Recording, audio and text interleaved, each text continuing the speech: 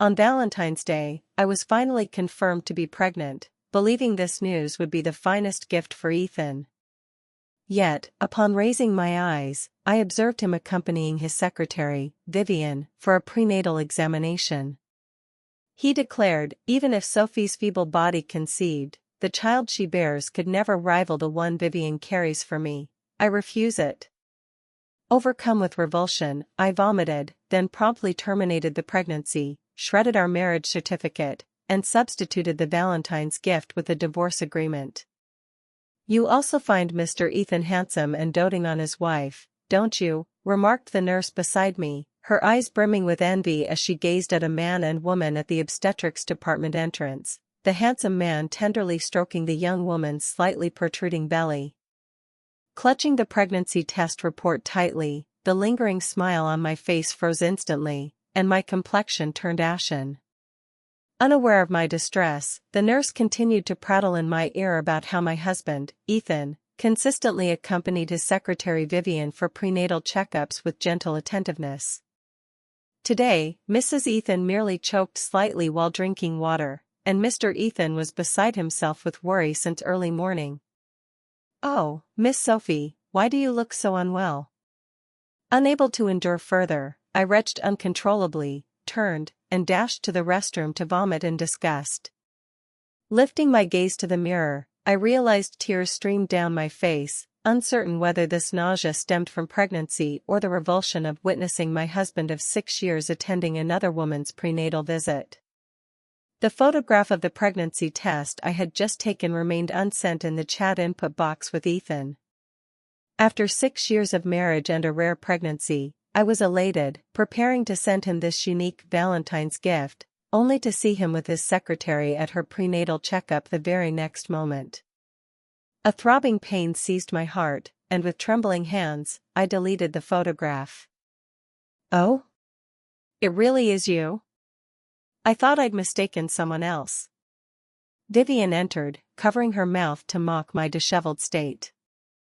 Ignoring her, I coldly crumpled the pregnancy test report into a ball and discarded it in the trash bin. Seeing this, Vivian gloated, "What if you're pregnant? I conceived Ethan's child first, and he said mine will be his only child." With that, Vivian dialed Ethan in my presence, saying, "Ethan, if your wife is pregnant too, what should I do with the child I'm carrying?" Ethan's voice came through the phone. How could her frail body possibly conceive? "Even if she did, it wouldn't compare to the child you're bearing for me. I wouldn't want it." His scathing, disdainful tone pierced my heart like a dagger, causing me to tremble uncontrollably and instinctively seek escape. Yet Vivian abruptly blocked my path, fell to the ground, and wailed tearfully, "Ah! It hurts. Mrs. Sophie, please don't harm my child." Ethan rushed in immediately, shoved me aside, lifted Vivian into his arms, and anxiously checked her condition. Once, when I was present, his eyes saw only me, oblivious to others. Now, I was thrust into a corner, numbly watching him tend to another woman.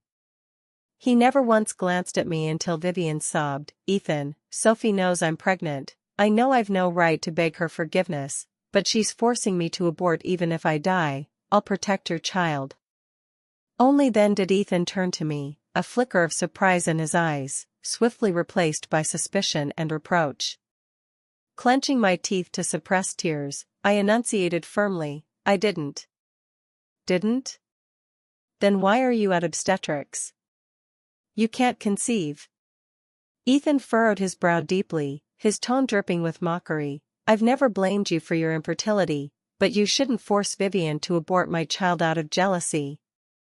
Leaning weakly against the wall, tears clouding my vision, I began, "I'm also preg." Vivian's expression shifted subtly before she clutched her stomach and shrieked, "It hurts. Ethan, my stomach hurts so much. Mrs. Sophie pushed me hard. Will my child be lost?" No longer heeding me, Ethan scooped Vivian up horizontally, knocking me aside harshly. "Get out of the way. Don't block me." My abdomen struck the sharp edge of the sink, agony coursing through me as I collapsed, clutching my stomach. "It hurts. Ethan, save me, save our child. I reached desperately toward Ethan's retreating figure, pleading for our child's rescue, but he ignored me, hastening away with Vivian in his arms. Vivian, cradled in his arms, turned back with a taunting smile, silently declaring, "I've won." Writhing in agony, I curled up, blood seeping from my bitten lips. It was an indeterminate time before a nurse found me and took me for treatment. The doctor, brow furrowed, stated gravely, "This pregnancy was already a rare occurrence. Now, with such a severe impact, preserving it will entail considerable suffering. Prepare yourself mentally." Lowering my eyes to caress my belly gently, my mind replayed the bathroom scene incessantly. I closed my eyes and whispered, "I don't want this child anymore." The doctor, astonished, responded, "Miss Sophie, would you reconsider with your partner? Given your condition, this conception was miraculous, abandoning it may mean." Squeezing my fingers tightly to quell my reluctance, I shook my head resolutely. "No discussion needed. I don't want this child." Ethan no longer deserved to know of this child's existence, nor did I wish for it to be born with an illegitimate sibling. Without the love of a complete family, it was better unborn. Following an anesthetic injection, the child departed from me forever, yet I harbored no regrets. Emerging pale from surgery, I overheard nurses gossiping that, despite medical assurance of Vivian and her child's safety, Ethan, still anxious, took her to the city's premier private hospital for re-examination. I curled my lip in a sardonic smile. Ethan called abruptly, his tone reverting to its usual gentleness. "Sophie, I was a bit hasty earlier. Did you hurt yourself falling?" In the past, I would have melted under his tender care, but today I realized this gentleness wasn't mine alone, thus, I rejected it. Ethan sighed, feigning helplessness, "Since you know Vivian carries my child, I've nothing to hide. After she delivers, you'll raise the child. Rest assured, I love only you, and you alone will be my wife. This will never change. Our wedding ceremony won't be delayed again, set for next month, all right?" I replied frigidly, "And if I say I won't accept this child or this arrangement?" Ethan growled, "What's your problem? Haven't you always wanted a child? Now one's here for you to raise, and you're still unsatisfied. Who's to blame for your inability to bear one? For years, I've defied my mother's pressure to marry you. Despite your prolonged infertility, I've been more than kind. Yet you show no understanding. Our family needs an heir." My heart felt pierced by needles, a dense pain spreading, so Ethan had long forgotten why I couldn't conceive. Years ago, when Ethan was kidnapped and nearly had his legs broken by bandits, I risked my life to shield him. Only after our rescue and hospital admission did I learn I was pregnant with his child. But that blow terminated the fetus, less than a month old, severely damaging my uterus. The doctor deemed future pregnancies nearly impossible, barring a miracle. Ethan's mother, citing my infertility, pressed him to end our relationship, yet he proposed, grasping my hand tightly with eyes full of devotion as he vowed his commitment. "Sophie, you became this way for me, but I love you. Your ability to bear children changes nothing. Let's marry and be together forever." I wept, moved, yet aware the He family required an heir. "Ethan, saving you was my choice. If you can't accept my infertility, we can part. One won't blame you." Ethan embraced me tightly, eyes red, shaking his head. "I don't care if you can't have children. I want only you. Love only you. My mother's disapproval won't make me let you go." Undeniably, in that moment, his affection dispelled all my fears and doubts. Tearfully, I accepted his proposal with joy. Ethan secretly obtained our marriage certificate behind his mother's back. As he grinned foolishly at it, I cautioned, "If you later realize you want children, tell me. I'll leave willingly, but never conceal it, or I'll never forgive you." Ethan nodded, swearing he'd never do so, yet now he'd utterly forsaken those vows. Thus, I'd neither love nor forgive him further. I stated coolly, "I'll say it again, I don't accept this. Cancel the wedding." Ethan paused, clearly surprised, then fumed, "My mother finally consented to our ceremony after your constant nagging. Now I've agreed, and you reject it. What are you playing at?" I smirked coldly, recalling how, a year ago, Ethan's mother reluctantly accepted me. Elated, I planned our ceremony, but Ethan showed no interest, citing work and delaying set dates repeatedly. In hindsight, Vivian joined the he group then. His heart had gradually turned to another from that early time. Assuming I was merely sulking, Ethan softened. "It's Valentine's Day. I prepared your gift. I'll be home tonight, so behave and stop fussing, okay?" Before I could clarify I wasn't fussing, Vivian's coy voice interrupted. "Ethan, the baby's moving. Come see." "Sophie, I've company matters to handle. Wait for me tonight to celebrate Valentine's," Ethan said, hanging up hastily.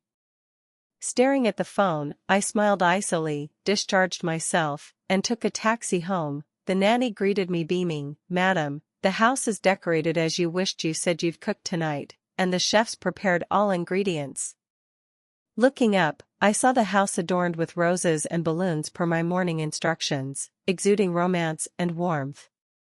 This was my preparation for a Valentine's evening with Ethan, but now.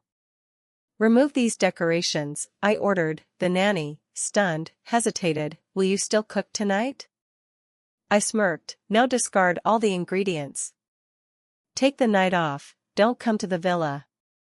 The nanny, previously concerned, now smiled, likely assuming Ethan and I had other plans. She didn't know I intended to discuss divorce alone with him tonight. Alone in the empty villa, I waited until midnight, receiving only Ethan's text. "Sophie, I'm entertaining clients and can't return tonight. I've sent your gift tomorrow. I'll make it up to you." Before replying, Vivian sent me a video. Its backdrop the city's most luxurious restaurant where Ethan once proposed to me. Now, it was filled with vibrant roses, the table laden with gourmet food and over a dozen gift boxes of varying sizes.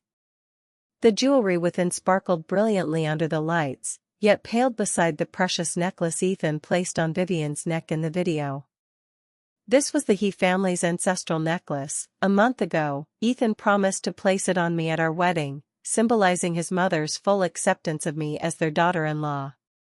Yet now, this gemstone necklace, meant for the He family's daughter-in-law, adorned Vivian's neck. By his hand, I tilted my head back, forcing tears away. A courier delivered a box, likely Ethan's promised gift, but I had no desire to see it. Its meaning was lost. Placing it casually on the table, the box fell, spilling photos across the floor. Lewd images of Ethan and Vivian together. I thought my heart had hardened against Ethan, yet these photos still sent an uncontrollable pang through me. A handwritten note atop read, "Mrs. Sophie, satisfied with this Valentine's gift? If not, I've plenty more to send you." I smirked, the smile not reaching my eyes. I'd planned to discuss divorce with Ethan tonight, but it now seemed unnecessary. I photographed the images, returned to my room, shredded our marriage certificate, tossed it with the photos into the box, then left with my suitcase without a backward glance. Ethan returned the next morning, frowning at the unfamiliar box. It wasn't the gift he'd instructed his assistant to deliver. As he prepared to call his assistant, the doorbell rang. A courier handed him a box, saying, "This is Miss Sophie's Valentine's gift to you." Ethan paused, then smiled slightly, opening it with anticipation, only to pale upon seeing its contents. The box fell, spilling the divorce agreement. Ethan stared at it intently, eyes brimming with disbelief. He seized the courier's collar, shouting, "How dare you? Who put you up to this prank?" "I know nothing. Miss Sophie sent me," the courier stammered in panic, fleeing as Ethan's grip slackened. Left alone at the door, Ethan crouched slowly, picking up the paper and scrutinizing my signature repeatedly. Ethan's hands trembled uncontrollably, his mind a chaotic swirl, now doubting I'd divorce him and discard 6 years, then recalling my icy rejection of his plans over the phone. Ethan muttered, "Impossible. Sophie couldn't bear to leave me," and swiftly dialed my number. By then, I was at my best friend's, having recounted yesterday's events, seeing the caller ID, her first instinct was to answer and berate him. "Ethan, that bastard, dares call you?" "I'll curse him out," she exclaimed, but I shook my head and took the call myself. I intended divorce but wouldn't avoid him, having ceased to care. Evasion was pointless. "You've received the divorce agreement. If no issues, sign it." Panic flickered across Ethan's face, though he forced calm, saying, "Sophie, still angry? I've said no one can take your place as Mrs. He. If you're upset, I'll send Vivian away after she delivers, never to appear again. Good enough?" I replied flatly, "Vivian's arrangements don't concern me, nor do I care. I'll never accept that child divorce is our best resolution." Ethan paced irritably, growling, "The He family can't lack an heir forever. I've borne family pressure, sacrificed 6 years for you, and now you divorce me over this trifle. Have I spoiled you too much?" I couldn't suppress a cold laugh. So, to him, 6 years with infertile me was a sacrifice? At that moment, I was certain the Ethan who secretly wed me, vowing love regardless of children, was utterly gone. "If you won't sign, we'll litigate," I concluded, hanging up and blocking his number. Speaking with him wasted time. He couldn't grasp why I'd divorce over his so-called trifle. Nor could I fathom how he could father another's child while loving me. Such love, I disdained. Ethan called repeatedly, finding me unreachable. His assistant arrived late with my intended Valentine's gift, a custom wedding dress worth millions. Gazing at the dress, Ethan pictured me in it, a faint smile emerging, only to stiffen at the thought of the divorce agreement, his brow creasing with irritation. Vivian, envious and jealous, caressed the dress, saying softly, "If Mrs. Sophie won't raise the child, I'll do it myself after birth. No trouble to her." "But I can't bear the child being illegitimate. Since Mrs. Sophie won't accept it and seeks divorce, why not marry me, Ethan, so the child can rightfully be the he heir?" Ethan glared coldly, sneering, "You, my wife? Are you worthy?" Vivian clenched her teeth, face flushed with humiliation and defiance, pleading tearfully, "Ethan, I'm thinking of our child." "Enough, shut up. I'll give you anything else, but my wife is only Sophie." Ethan snapped, hurling his phone in frustration. It struck the box on the table, which toppled, scattering photos and the shredded marriage certificate across the floor. Ethan lunged forward, realizing I'd waited all night, only to receive photos of him and Vivian in bed as my Valentine's gift. Trembling, he gathered the certificate's fragments, its once smiling faces now torn apart, devoid of their photographed joy. Seeing her note among them, Vivian pocketed it stealthily, but Ethan, enraged, slapped her twice. "Confess. Was it you, you wretch, who sent these to Sophie and drove her away?" Vivian fell, stomach aching sharply, her makeup streaked with fearful tears as she shook her head guiltily. "Ethan, it wasn't me." Ethan gripped her chin, his tone cold and merciless. "Who else but you? Don't think I'm blind to your schemes. You bore my child only because Sophie couldn't, otherwise, you're nothing." Vivian swallowed her resentment and jealousy, begging, "Ethan, I swear I know nothing. My stomach hurts. Please save our child." Vivian's face paled, drenched in cold sweat from pain. Losing this child would leave her with nothing. Ethan eventually took Vivian to the hospital, where my best friend and I encountered them. He abandoned her, striding to hug me, but I stepped back, saying coolly, "Move, don't block me."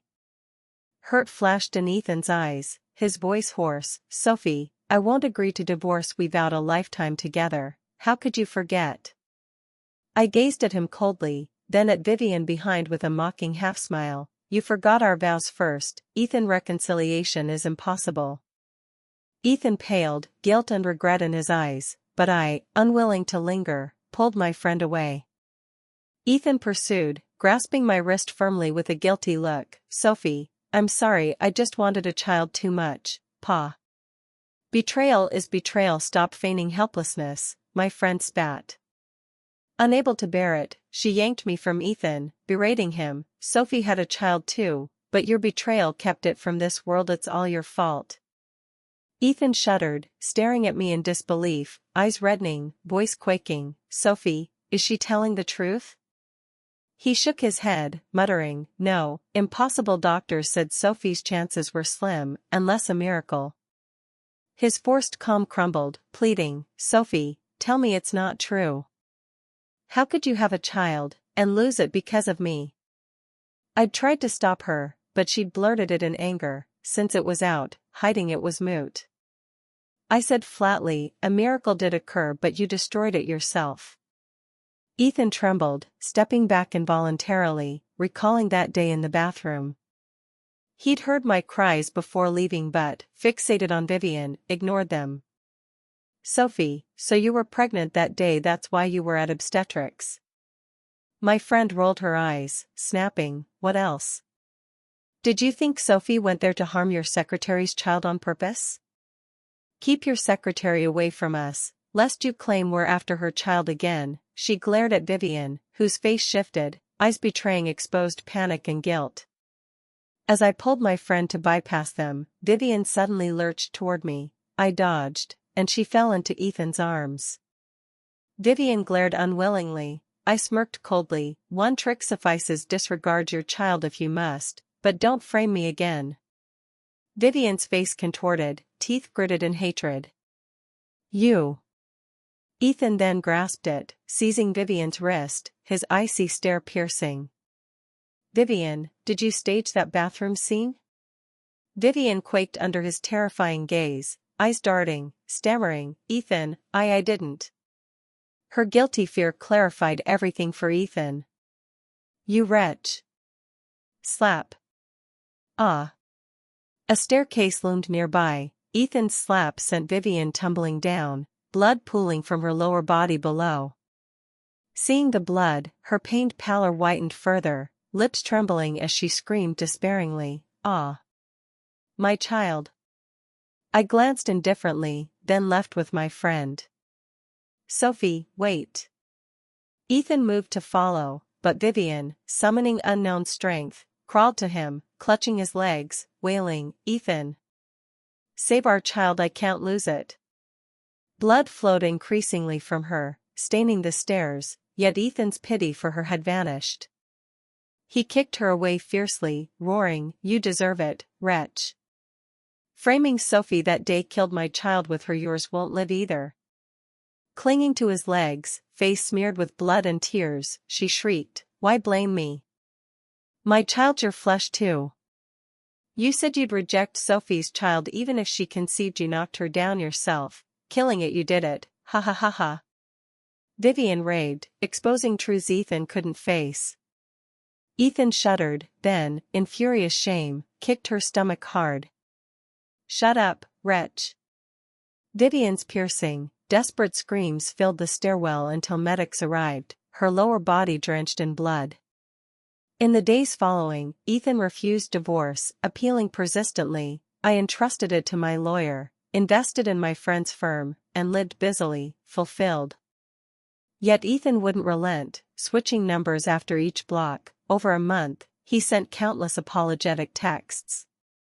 I read none, deleting them nightly with a flick. No plea could reclaim the love I'd withdrawn. That day, Ethan waited at my company's entrance, unwilling to engage. I sidestepped him toward my car, but he grasped my hand, voice hoarse with pleas. Sophie, please hear me out? I shook him off forcefully, asking coldly what more he had to say. Ethan said, Vivian's child is gone. I fired her and expelled her from the city. We'll never see her again. I smirked, so? You think ousting Vivian erases your infidelity and child with her, letting us resume as before? My tone chilled, don't even dream it. Ethan paled, eyes reddening, voice trembling, Sophie, I know it's my fault, but I've always loved you. I'll do anything if you forgive me. Tears glistened in Ethan's eyes, voice hoarse, Sophie, I only beg you to return to me. My expression icy, I said calmly, I've told you I won't return. If you seek forgiveness, agree to the divorce. The light in Ethan's eyes faded, his tone meek, I'll agree to anything but divorce. Can't we stay married? I shook my head. My love for you is exhausted. I'll never invest even a shred in you again. Once hurt, I won't repeat it. With that, I turned and left resolutely. Ethan stood alone, motionless, watching my car recede from his view. Ethan persistently told the judge he'd give everything, even all his assets, begging against our divorce. The judge, deeming an emotional bond remained, delayed the ruling. I sent my lawyer the box of photos Vivian delivered that Valentine's night. Those sordid photos proved Ethan's repeated infidelity, prompting the judge to finally grant our divorce. Leaving the court, I felt utterly relieved. My friend cheered, "Great. Congrats, Sophie, on your wish. I'll treat you tonight to celebrate your divorce and our company's listing." Smiling, I nodded, about to join her in the car, when Ethan rushed from behind, hugging me forcibly. "Sophie. Forgive me, come back. Let's remarry now, okay?" I struggled free, shouting, "Let go." My friend helped, finally prying Ethan, the madman, off me. His eyes were bloodshot, once neat hair disheveled, his handsome face etched with desolation and exhaustion. Yet the paranoia and madness in his gaze marked him a lunatic. "Part amicably, Ethan, don't disgrace us both," I said, driving off with my friend. Later, Ethan's harassment at my workplace lessened. Engrossed in work, I soon opened another branch with my friend. Returning from a celebration banquet, I found Ethan's figure downstairs. Intending to ignore him, he blocked me, and I asked impatiently, eyes cold, what he wanted. Ethan reached for my face. I sidestepped, saying coldly, "Leave if you've nothing to say. Don't loiter here as an eyesore." Hurt flickered in his eyes before he produced a tattered booklet under the streetlight. I saw it was our marriage certificate, once shredded by me, now pieced back by him. Its glued seams ugly and laughable. Ethan held it like a treasure, saying cautiously, "Sophie, see, I've repaired the certificate. Can we start anew?" I scoffed, "Even glued, those ugly cracks remain like our shattered marriage and love, even forced together. The scars persist. Why delude yourself?" His hands trembled holding it, eyes instantly red. He urged, "If we can restart, I'll mend any crack. Just give me this chance." My face impassive, I said coldly again, "Impossible. Don't make me hate you, Ethan." He shuddered, the certificate falling. I ignored it and went upstairs. Thunder rumbled suddenly, soon unleashing torrential rain. I glanced indifferently at the drenched figure below, then firmly drew the curtains to rest. Next morning, over breakfast, I watched news, stunned to see Ethan's death reported. He'd crashed into a truck driving home in the rain last night, killed instantly. His lawyer called soon after. Ethan had long willed all his property to me upon his death. Taking the transfer document, I paused, memories of joy and pain with Ethan flashing by. Love or hate, all now vanished. After a while, my emotions settled calmly. As usual, I went to work, embracing new challenges ahead.